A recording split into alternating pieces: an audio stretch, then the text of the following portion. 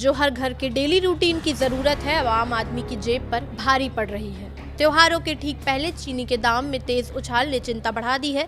सवाल ये है कि आखिर चीनी इतनी महंगी क्यों हो गई है? क्या वजह सिर्फ गन्ने की कमी है या फिर इसके पीछे इथेनॉल, मौसम और इंटरनेशनल सप्लाई चेन का भी कनेक्शन है? आइए समझते हैं इस वीडियो में।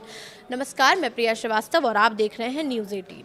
सबसे पहले बात करते हैं कीमतों की। देश में चीनी का औसत खुदरा भाव 23 अगस्त तक बढ़कर करीब 62 रुपये 47 पैसे प्रति किलो पहुंच गया है, जबकि पिछले साल इसी दौरान यही कीमत करीब 46 रुपये 30 पैसे थी। यानी एक साल में चीनी की कीमत में करीब 16 रुपये प्रति किलो का इजाफा हुआ है।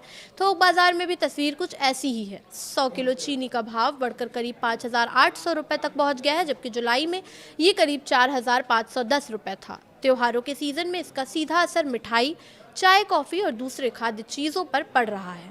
अगर बात करें चीनी महंगी होने की असली वजह की, तो सरकार के मुताबिक इसकी सबसे बड़ी वजह है गन्ने की कम रिकवरी। इस साल गन्ने का उत्पादन अच्छा होने के बावजूद उससे चीनी उतनी नहीं निकली जितनी उम्मीद थी। चीनी की रिकवरी रेट घटकर 8.91% रह गई है, जबकि पिछले साल ये करीब 9.7% थी।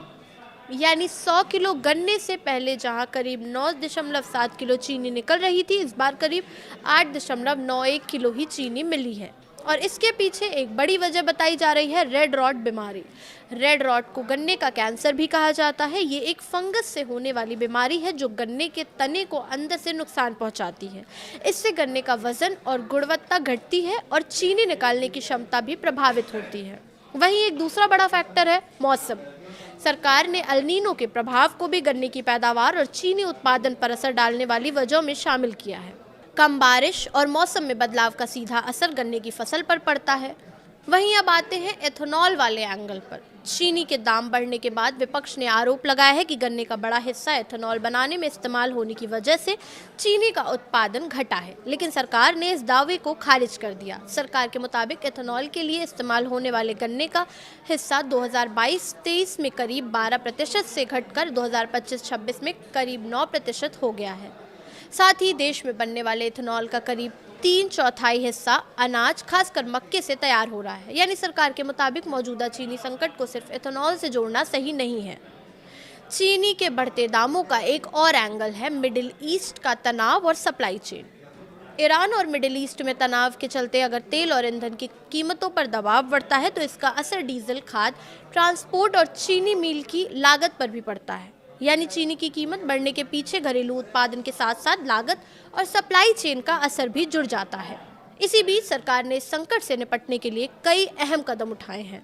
सबसे बड़ा कदम है चीनी के निर्यात पर रोक। सरकार ने 30 सितंबर 2026 तक चीनी के निर्यात पर रोक लगाई है। दूसरा बड़ा फैसला है 10 लाख टन कच्ची चीनी का शुल्क मुक्त आयात।